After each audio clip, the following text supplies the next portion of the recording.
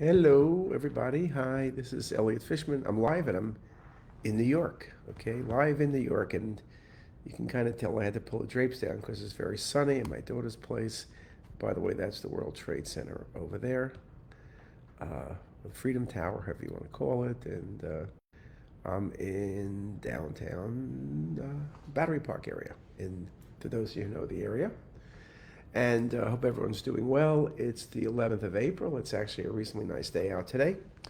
And I'm in New York because I went to Sam's Special Persons Day. So, everything is, you can't call it anything but special person. So I made it to the special person category, which is good. Hope everyone's doing well. And let me just get started. This is on pancreatic cancer AI. So I've spoken a little bit about that before, and I will speak about that in more detail in other podcasts. But I just wanted to make the point about where we're going with AI and pancreatic cancer. And pancreatic cancer may be, it's what we do, but you could say the same thing in part eventually for liver cancer, renal cancer, lung cancer, melanoma, and almost anything you could think about. So you think about AI, where AI can help. The first thing, of course, with pancreatic cancer is detection. You can't treat a patient unless you can detect the tumor. We talk about 40% of tumors under 2 centimeters being missed, and so we don't want to miss anything. But the only way we can do it is to have AI find those tumors on the CT scan.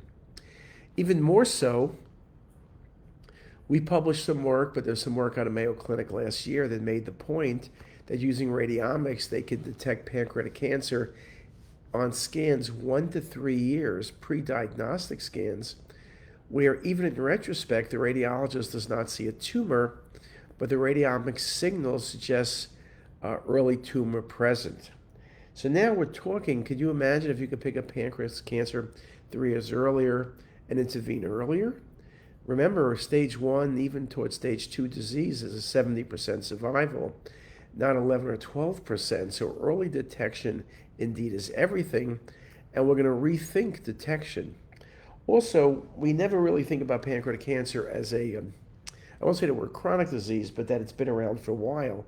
It seems to patients doing well, feels a little funny. The next thing you know, they have pancreatic cancer, often metastatic disease. But I think one of the things we are seeing, and with this radiomics making the point that the cancer may be there, it's indolent, it's not bothering anybody, and then when it appears, yes, it's new from today, but it's been there for 3 or 4 years.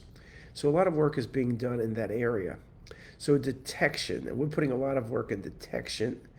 We're putting, with Microsoft, work on detection of cancers or high-grade dysplasias in cystic pancreatic lesions, because, cystic lesions are up to 10% of patients.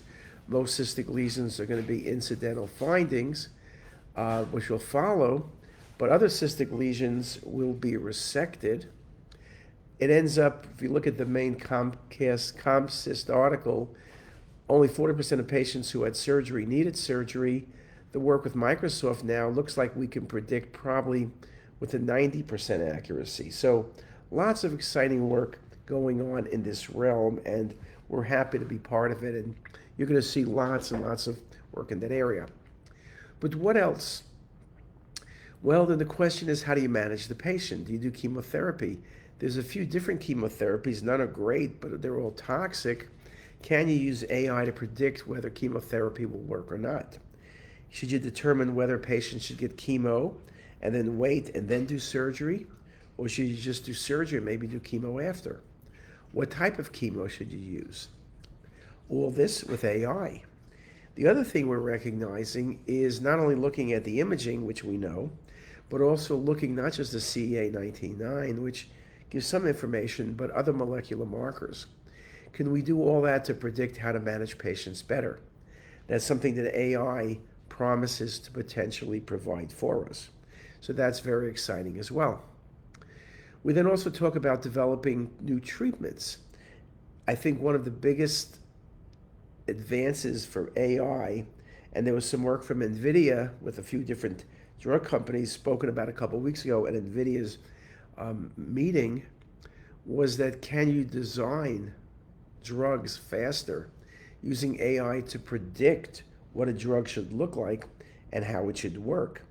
We now develop new drugs. Most of them will fail, but they need to go through extensive testing, which can take 5 to 7 or 8 years.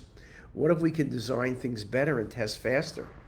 But also just designing, can we design, blockbuster drugs that will improve the care of patients with pancreatic cancer? Again, a very, very important thing. Can we think about what patients will benefit from radiation therapy? How often should we follow patients? How often patients who have cystic lesions really need to be followed? We talk about once a year for a minimum of 10 years, but can we be more specific and say, yes, this person needs to be followed, this person doesn't. This is a benign lesion. There's some work from University of Pittsburgh looking at the cyst fluid, being able to predict whether, hey, this is a serous cystadenoma, don't bother following, or this is a IPMN, which has no potential for malignancy. Bert Vogelstein and Hopkins working on similar things.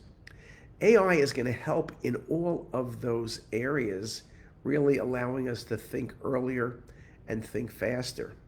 So when you think about the spectrum of AI in pancreatic cancer, it's not just detection of disease, it's detecting earlier when you can't see it even in retrospect. It's detecting when you should see it but miss those 2 centimeter or less lesions 40% of the time. It's helping us predict surgical resectability by looking at the vessels and creating 3D maps potentially. It's helping us determine who should be doing what in terms of therapy. Again, designing drugs, testing drugs, selecting the best drug for individual patient are all things that have great promise and things we all can potentially do, potentially short term. And then, of course, how we follow patients. Can we predict recurrence? How do we manage patients? All of those is really where I see AI is going. So when you think about AI of cancer, it's really not a one-horse pony. It's detection of disease, it's early detection of disease, better classification of disease, selecting and designing the right therapy, and then monitoring therapy. We talk about AI in drug design. We also talk about AI in pathology, work being done by Laura Wood, Ralph Rubin, and their team in pathology at Hopkins, looking at, can you understand the pathology better? Is every adenocarcinoma of the pancreas the same? The answer is likely no. Can we figure out which patients are going to do well versus which will do poorly? Can we figure out about precursor cells, which will lead to tumor and which will not? There's so much information, there's so much data we have, and there's so much opportunity. And so what I want to leave you with, besides the view from behind me, is that it's the opportunity that AI provides to rethink things. Now, I know a number of you are remote, so let me see now. Wow, I can't actually look and see what anybody is saying because someone is sending out a lot of linking this article to like a million different places. So that makes it a little bit hard. I really can only see Jose Castillo, either Lima is his last name or he's in Lima, but the way either I'm doing something wrong or he's doing something wrong. But those of you who have comments or questions, just put them down and I'll try to get to them later. That's about what I have for now. Again, we're going to post some stuff. I'm going to post some articles. Take a look. And we're going to keep coming back to AI, really trying to help you understand. I think it's important for all of us, technologists, radiologists, radiology nurse, surgeons, referring docs.